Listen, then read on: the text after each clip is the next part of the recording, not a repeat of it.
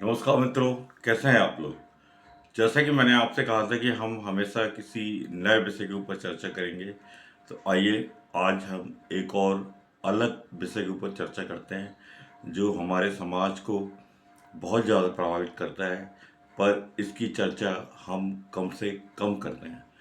मेरे एक मित्र हैं, उन्होंने कहा, मुझसे पूछा कि मेरी दो बेटियां हैं और छोटी बेटी का रंग गोरा है और बड़ी बेटी का रंग काला है।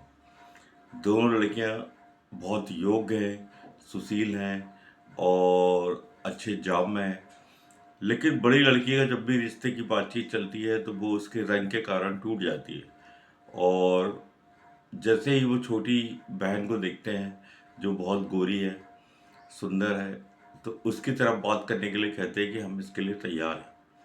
इस चक्कर में मैं 4-5 साल से परेशान हो रहा हूँ और बड़ी लड़की का योग्य रिश्ता नहीं हो पा रहा है। और इस चक्कर में छोटी लड़की जिसका रंग गोरा है, वह भी अब 28 साल के लगभग हो गई है। तो हमारे समाज में इस तरह की समस्या रंग के आधार पर क्या होती है? प्रश्न बहुत अच्छा है और एक ज्वलंत समस्या के ऊपर दर्शाता है। हम यह एक बहुत गंभीर समस्या है और इसके कई सामाजिक, आर्थिक और व्यक्तिगत स्तर पर परिणाम झेलने पड़ते हैं। हमारे समाज में गोरे रंग को सुंदरता का मापदंड माना जाता है, प्रतीक माना जाता है। इसलिए काले रंग को कम आकर्षक माना जाता है। इसकी शुरुआत बचपन से ही हो जाती है। अगर किसी परिवार में कुछ बच्चे हैं, लड़कियां हैं और लड़के हैं, और कोई लड़की काली है, तो बड़े बुजुर्ग उसे उसी समय से ताना देने पड़ लगते हैं कि इस काली कलूटी की शादी होगी कि नहीं होगी। वो ये नहीं सोचते कि विवाह योग्यता के आधार पर होता है और गुण भी मायने रखते हैं। बात सीधे कलर पर आकर अटक जाती है। बचपन से ही उस बच्ची को ताने का सामना करना पड़ता है कि अरे ये तो काली है, दूसरी बहनें देखो कितनी गोरी हैं, इनका रिश्ता तो आसानी से हो जाएगा, इसके रिश्ते में बहुत परेशानी हो जाएगी। इसी तरह की बातें सुनते हुए वह बड़ी होती है और बड़े होने के बाद भी उसे कई स्तरों पर भेदभाव का सामना करना पड़ता है। हमारे समाज में जहाँ औरत को देवी का दर्जा दिया जाता है और देवी के एक स्वरूप काली की भी पूजा होती है, उस देश में रंग के आधार पर लड़कियों के साथ इस तरह का भेदभाव होना बहुत अमानवीय है। और मैं तो ये कहूँगा कि एक तरह से पशुवत व्यवहार है। आप उन्हें प्रोडक्ट के रूप में देख रहे हैं, ना कि व्यक्ति के रूप में। काली लड़कियां इससे कई बार मानसिक सदमे में चली जाती हैं। उन्हें बचपन से ही मजाक का सामना करना पड़ता है और इसका असर उनके जीवन पर्यंत बना रहता है। ये भेदभाव समाज के द्वारा किया जाता है, क्या उचित है? हमारे देश में इस तरह की घटनाएं आम हो गई है। आप कोई भी विज्ञापन देखिए, उसमें लिखा रहेगा सबसे पहले लड़की गोरी होना चाहिए। तो क्या काली लड़की के साथ योग्यता है, दूसरी चीज़ें हैं, तो उसे वो निगलेक्ट कर देते हैं। उन्हें रोजगार की भी समस्या आती है। यदि किसी प्राइवेट सेक्टर में भी रिसेप्शनिस्ट का भी जॉब मांगने के लिए जाती हैं, तो उन्हें ये कहकर रिजेक्ट कर दिया जाता है कि अरे, आपको देखकर तो हमारे ग्राहक भाग जाएंगे। वहाँ पर ही गोरी लड़कियों को ही प्राथमिकता देते हैं।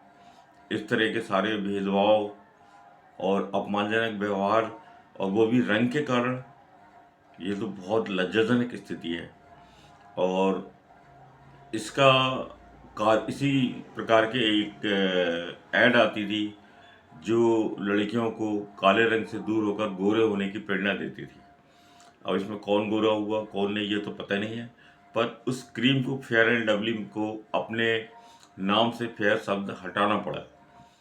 उसने कई सालों तक लोगों को बेवकूफ़ बनाया। अब कौन कितना गोरा हुआ ये तो पता नहीं, पर फेयरनेस क्रीम के नाम पर वह मार्केट में छाई रही।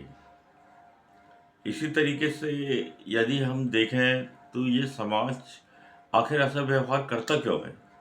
सबसे बड़ी बात तो ये है कि हमारी जो पुरानी धारणाएं हैं उसके हिसाब से हम गोरे गोरे रंग को सौंदर्य का प्रतीक मानते हैं। हालांकि हमारे यहाँ का रंग उतना गोरा नहीं होता जैसे यूरोप का होता है, और 90% लोगों का रंग काला और सांवला ही होता है। सिर्फ 10% लड़कियां ही सही अर्थों में गोरी होती हैं। बाकी अगर आपको गोरी दिखती हैं तो मेकअप का कमाल होता है। परंतु काली लड़कियां भी उनके जैसे बनने की कोशिश करती हैं और समस्या की शुरुआत यहीं से होती है। आखिर कब तक वे समाज की व्यवस्था या धारणा को दोष देंगी? वे अपने जो गुण उन्हें मिले हैं उनको विकसित करने की कोशिश क्यों नहीं करती? वे खुद अपने आप को प्रोडक्ट समझती हैं और लोगों की धारणाओं के आधार पर जीवन जीने की कोशिश करती हैं। कई जगह गाँव में मैंने देखा है कि जो काली महिलाएं रहती हैं, काली लड़कियां रहती हैं, वो भक्ति, भजन और दूसरी चीज़ों के माध्यम से लोगों का ध्यान आकर्षित करती हैं। देवियाँ भी इन्हें ही आती हैं और पूजा पाठ और दूसरे तरीके से लोगों का ध्यान आकर्षित करती हैं, क्योंकि उन्हें लगता है कि सुंदर लड़कियां अपनी सुंदरता के कारण लोगों को आकर्षित कर लेंगी। हम इस तरीके से नहीं कर पा रहे हैं तो हम धार्मिक क्रियाकलाप, पाखंड और दूसरी चीज़ों के द्वारा लोगों को आकर्षित करें। इसी तरीके से उनका मेकअप भी बहुत अजीब टाइप का हो जाता है। मानसिक विकृति आ जाती है उनके मन में सुनते हुए।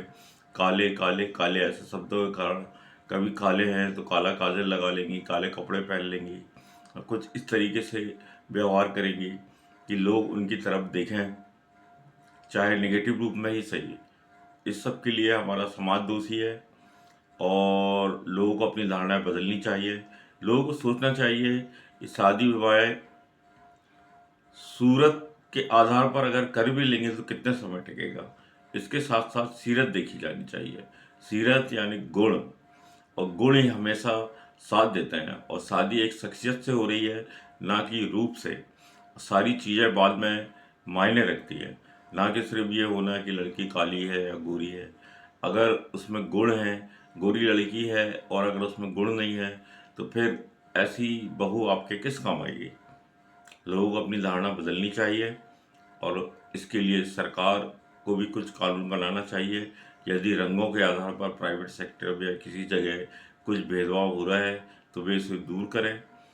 और सबसे पहले जिन लड़कियों का रंग थोड़ा सांवला है या काला है, वो लोगों की नज़र से खुद को देखना बंद करें, अपने अंदर पूरा आत्मविश्वास पैदा करें।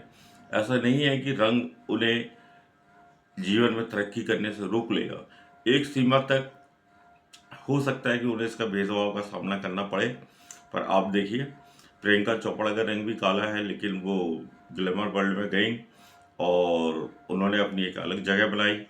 इसी के साथ ही साथ विदेशों में बेयोंसे हैं जो बहुत मशहूर गायिका हैं, बेबी है, ऐसे बहुत सारे उदाहरण हैं। इसके साथ ही साथ पहले बिपाशा बसु का भी नाम आपने सुना होगा। और हर क्षेत्र में महिलाएं आगे जाती हैं। कुछ शुरुआत में उन्हें ज़रूर समस्याओं का सामना करना पड़ा, लेकिन जब उन्होंने अपनी योग्यता लोगों को दिखाई तो ये भेदभाव एक तरह से बहुत पीछे छूट गया। तो वे अपने गुणों को विकसित करें और समाज को भी अपनी धारणा बदलनी चाहिए। सबसे बड़ा रीज़न शादी विवाह में ये आता है कि जो काले लड़के हैं वे भी अपने लिए गोरी बहू चाहते हैं और इसके पीछे का कारण भी ये बताते हैं कि हम काले हैं, लेकिन यदि बीवी गोरी होगी तो आगे बच्चे कम से कम संभावना रहेगी कि वे माँ के कलर पर जाएंगे। इस तरह की धारणा बचकानी धारणा, मतलब जैसे कि कलर ही सब कुछ है और बाकी गुण और दूसरी चीज़ों की कोई अहमियत नहीं है। हमारी सोच और हमारे समाज के सड़ी गली सोच को दर्शाता है। मैं तो यही कहूँगा कि जिन लड़कियों का रंग थोड़ा काला है वे अपने कॉन्फिडेंस लेवल को बिल्कुल डाउन ना होने दें और दूसरे क्षेत्र में अपनी प्रतिभा को आजमाएं। आप सिर्फ उपभोग की वस्तु नहीं हैं, आप एक व्यक्तित्व हैं और लोग जो सोचते हैं उन्हें सोचने दें। आप जीवन में अपना उद्देश्य और टारगेट फिक्स करें और उस टारगेट को अचीव करें। आप आईएएस ऑफिसर बन जाती हैं, आप किसी अच्छी पोस्ट पे जाती हैं और यदि आप समाज में आप अच्छे पद पे जाती हैं, सम्मानित जीवन आपका इंतजार कर रहा है। लोग फिर रंग वाली भाषा भूल जाते हैं। हाँ, निचले स्तर पे इस तरह की समस्या है जो बनी रहेगी और इसके लिए समाज की जो धारणा है जो बरसों से चली आ रही है, उस धारणा को आप आसानी से पार करके अपनी योग्यता से अपने आप को प्रदर्शित कर सकते हैं। सबसे बड़ी चीज़ ये है कि आप अपना कॉन्फिडेंस लेवल किसी भी स्थिति में डाउन ना होने दें और लोगों की बातों को इतना महत्व न दें। लोग जो सोचते हैं वे सोचते रहेंगे। आप अपने रास्ते पर चलिए और अपने लक्ष्य को प्राप्त करिए। मैंने कई लोग ऐसे देखे हैं जहाँ पर रंग फीका होने के बाद भी उन्होंने जीवन के सर्वश्रेष्ठ शिखरों को छुआ है और अपने जीवन को सफल बनाया है। और रंग भेद हमारे देश में इस तरीके से जो हो रहा है इतने साल से, खासकर शादी विवाह के समय, ये लोगों की उच्च धारणा को दर्शाता है। परंतु जब योग्यता इतनी हो जाती है तो ये धारणा भी पीछे छूट जाती है। लोगों को भी सोचना चाहिए कि आप किसी के रंग के आधार पर अगर उसे जज कर रहे हैं तो ये कहाँ तक उचित है। और अगर आप इसे उचित कहेंगे तो फिर जब अंग्रेज़ों ने आप पर राज किया और वे भी आपको काले ही कहते थे, क्योंकि हमारा गोरा रंग उनके गोरे रंग जैसा नहीं होता है, तो फिर उन्होंने जो भेदभाव किया और हम अपने समाज में भेदभाव कर रहे हैं तो इसमें क्या अंतर रह जाएगा। तो चलिए, एक विषय आया उस पर हमने चर्चा की और इसमें कई चीज़ें हैं जो समाज की सोच को भी दर्शाती है और जो लड़कियां इससे प्रभावित हो जाती है कि काले रंग से उनके मन में हीन भावना आ जाती है, तो ऐसी धारणाएं उन्हें मन से बिल्कुल निकाल देना चाहिए। ईश्वर ने जो आपको जीवन दिया है वो अनमोल है और उन्होंने किसी न किसी उद्देश्य के लिए आपको भेजा है। तो उस उद्देश्य पर आप फोकस करें और इन सारी बातों को मन से बिल्कुल निकाल दें और आप अपने जीवन को सफल बना सकते हैं। यदि लोगों की धारणाओं में अटके रहे, लोगों के हिसाब से आपने अपने आप को प्रोडक्ट समझा, तो फिर आप इस धारणा से कभी नहीं निकल पाएंगे। किसी क्रीम को दोष देना या समाज को दोष देना उससे अच्छा है कि इन परिस्थितियों से निकलकर आप अपने लिए अच्छा मार्ग चुनें और जीवन में सर्वश्रेष्ठ है जो आप हासिल करना चाहती हैं वो आप हासिल करें। फिर ये चर्चा आपको कैसी लगी ज़रूर बताएं। मेरी कुछ बातों से आप सहमत होंगे, कुछ बातें आपको बुरी लगी होंगी, तो उसके लिए आप ज़रूर बताएं। और जैसा मैंने देखा वैसा मैंने आपको बताया और आप अपनी राय ज़रूर दें। तो चलिए, समाज जब बदलेगा तब बदलेगा, लेकिन लड़कियों को अपना धारणा, अपने व्यक्तित्व और अपने उद्देश्य को, इन चीज़ों को मोहताज नहीं बनाना चाहिए। मानता हूँ जो गोरी लड़कियाँ होती है उन्हें अट्रैक्शन सिर्फ उनकी शक्ल के कारण मिल जाता है, लेकिन आपका असली गुण जब लोगों के सामने आएगा दुनिया आपको सलाम करेगी। नमस्कार जी, धन्यवाद जी। यदि आपने अभी इस चैनल को सब्सक्राइब नहीं किया है तो ज़रूर करें। हम इस विषय पर और चर्चा करेंगे और आप यदि इस चैनल को सब्सक्राइब करते हैं तभी तो हमारा और आपका साथ बना रहेगा और इसी प्रकार की चर्चा हम आगे भी करते रहेंगे। नमस्कार जी, धन्यवाद जी। मिलते हैं फिर किसी और विषय के साथ। नमस्कार जी।